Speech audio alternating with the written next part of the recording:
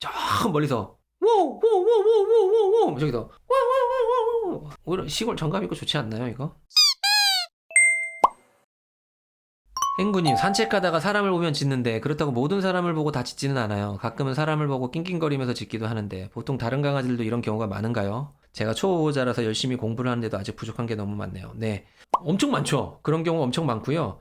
사람을 봐도 전혀 짖지 않는 강아지들, 전혀는 없겠지만 거의 항상 짖지 않는 아이들은 어떤 아이들이냐? 이것도 결론은 산책을 어마어마하게 많이 하고 즐기는 아이들이에요. 결국 아이들이 짖는다는 거는 뭐냐면 자기가 표현을 하는 거예요. 뭐 공포에 대한 표현, 내 무서움에 대한 표현, 아니면 경계에 대한 표현, 아니면 나의 공격성에 대한 표현, 결국은 나의 감정에 대한 표현이에요. 뭐 너무 좋아서 짖는 것도 있죠. 당연히 기쁨의 표현으로 짖기도 하죠. 그렇다면 이 감정이 결국은 기복이 있을 때 짖는 거잖아요. 좋은 감정이든 나쁜 감정이든 어쨌든 간 감정이 좀 극할 때 아이들이 짖는 거란 말이에요. 그러면 안 짖으려면 어떻게 해야 되겠어요? 아이가 감정이 차분해야 되는 거잖아요. 그럼 감정이 차분하려면 어떻게 돼야 돼요? 상황들이 평이해야 되는 거예요. 평이한 상황들이 있어야지 애가 감정이, 그러면 어떻게 평이한 상황만 있어요? 모든 상황들을 아주 루틴하게 경험을 하면 웬만한 상황들이 다 평이하게 받아들여지는 거예요. 그게 바로 산책이라는 거예요. 산책을 하면서 엄청나게 많은 종류의 사람들을 만나고 냄새를 맡고, 물론 항상 새로운 냄새가 있겠지만 엄청나게 많은 강아지들을 냄새도 맡고 지나쳐보고 해보면 아이들이 가다가 어떤 사람 지나가도 별 관심이 없는 거예요. 안 짖는 거죠. 이런 겁니다.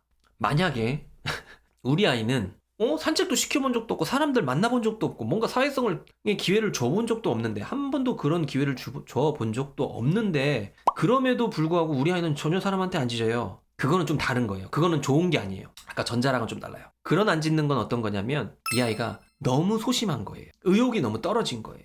만약에 야생으로 따진다면 생존 능력이 좀 떨어지는 거예요. 아, 우리 애는 그러면 아무한테도 안 짖으니까 괜찮네? 그게 아니라 그런 아이들도 밖으로 데리고 나가야 되는 거예요. 산책을 많이 시켜줘야 되는 거예요.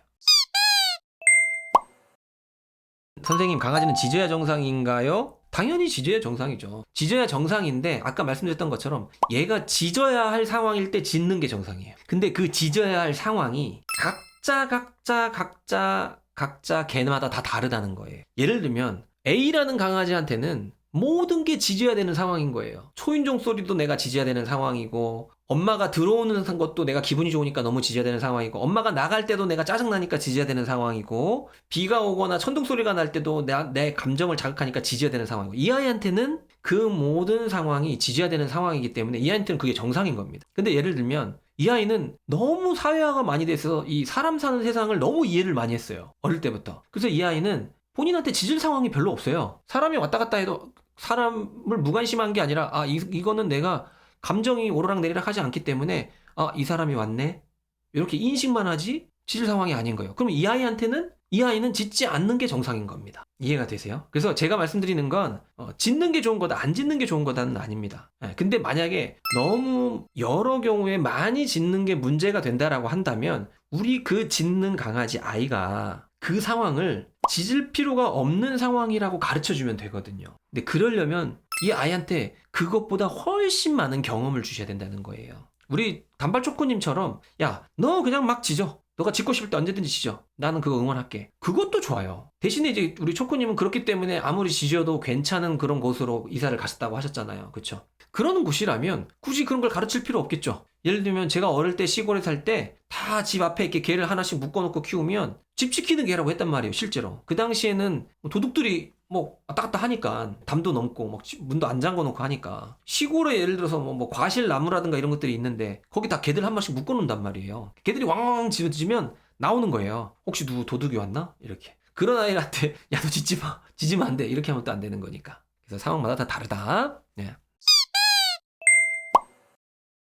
특정한 아이들한테 짖는다. 우리 YJ킴님, 저희 꾸꾸는 말티랑 포에만 보면 짖어요. 특정한 아이한테 짖는다. 또 어떤 강아지들은 특정한 사람에게 짖는 경우들 있죠. 예를 들면 남자한테만 짖는다. 아니면 이제 배달원들, 헬멧 쓴 사람들한테만 짖는다. 이런 특정한 경우에 짖는 애들이 있습니다. 당연히 그 사람들에 대한 이 감정이 없대니까 그러는 거잖아요. 그 사람들이 널 해치지 않아. 너한테 관심 없어. 이런 것들을 가르쳐 주던가. 근데 그렇게 하기가 어려운 상황이라고 한다면 전체적으로 더 많은 사람과 더 많은 환경들을 접하게끔 해주면서 무감각해지게 만드는 게 중요하겠죠. 민원이 들어올 정도로 지면 교육이 필요하다고 봐요. 사람과 함께 살아가야 하니까. 네. 민원이 들어오지 않더라도 사람과 살면서 사람에게 큰 불편함을 야기하거나 한다면 저는 교육이 필요하다고 생각합니다. 그게 아니라면 아까 우리 초코님처럼 아예 그런 게 상관없는 곳으로 가셔서 살면 되는 거고요. 시골 마당개들 한 마리가 짖으면 따라서 다 왕왕왕. 그쵸? 시골에서는 그런 거에 대해서 컴플레인 하지 않잖아요. 오히려 그게 정감 있고 좋지 않나요? 저는 시골에서 그 저녁에 시골 개들 저 멀리서 워워워워워워워 저기서 워워워워워 오히려 시골 정감 있고 좋지 않나요 이거? 다소미는 시골에서는 엄청 지저대는데 차를 타거나 대중교통을 타거나 시골을 벗어나면 좋아요. 아마 이제 다소미도 그런 거예요. 지금 시골에서는 다소미를 자극하는 게 지금 많잖아요. 새로운 자극들이. 그런 거에서 이제 감정이 좀 더 업돼 있는 거예요. 그거에 대한 반응으로 흥분을 하면서 짖는 거고, 익숙해져 있거나 이런 부분들에 대해서는 굳이 짖을 필요가 없는 거예요. 다솜이 입장에서. 그래서 결국은 익숙해지면 짖는 상황은 줄어든다는 겁니다. 네.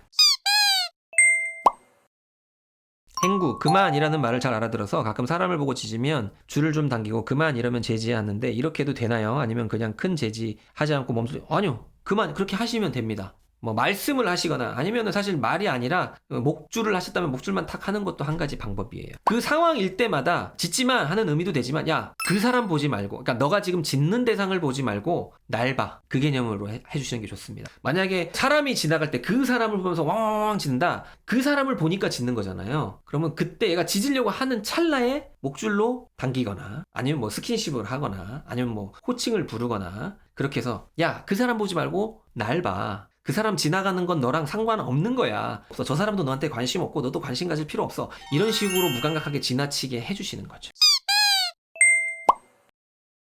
초코님 아무리 지어도 민원무. 단점이 있다면 초코 녀석이 본능으로 짖는 게 아니라 칭찬받으려고 하는 것 같아요. 짖고 쳐다보는 게 아빠나 잘했지? 네, 맞습니다. 그렇게 됩니다. 그러니까 우리가 의도치 않게 아이들의 행동을 강화시킬 수 있어요. 강아지들의 행동 교정이라든가 훈련을 하시는 분들이 기본적으로 말씀드리는 것 중에 하나가 아이들이 뭔가 좀 잘못된 행동 또는 우리가 원치 않은 행동을 했을 때 반응을 크게 하지 말라고 하죠. 혼내거나 하지 말고 차라리 무관심하거나 그 상황을 빨리 잊어버리도록 하거나 그 상황을 빨리 피하도록 하는 게 낫다라고 하는 이유가 뭐냐면 우리 딴에는 이걸 가지고 애에게 뭔가를 가르치려고 하지만 오히려 그 잘못된 행동을 강화시키는 상황이 생길 가능성도 있어요. 우리가 야 하루야 하루 이렇게 하면은 하루는 엄마가 또 나 불렀네 이렇게 생각할 수도 있다는 거예요. 야 이렇게 했는데 아까는 핸드폰만 보다가 이젠 나를 보내 이럴 수도 있다는 거예요. 그렇기 때문에 내가 이 아이를 가르치는 방법을 잘 모르겠다 대처를 잘 못하겠다라고 한다면 차라리 반응하지 않는 게 낫습니다. 행군님 강아지를 보면 너무 짖어서 멀리서라도 강아지가 보이면 제가 피해가는데 이렇게 해도 될까요? 다른 강아지들과 어울려 보는 게 사회성 발달에 좋다던데 너무 짖어서 혹시나 위험한 일이 생길까봐 걱정이 돼서요.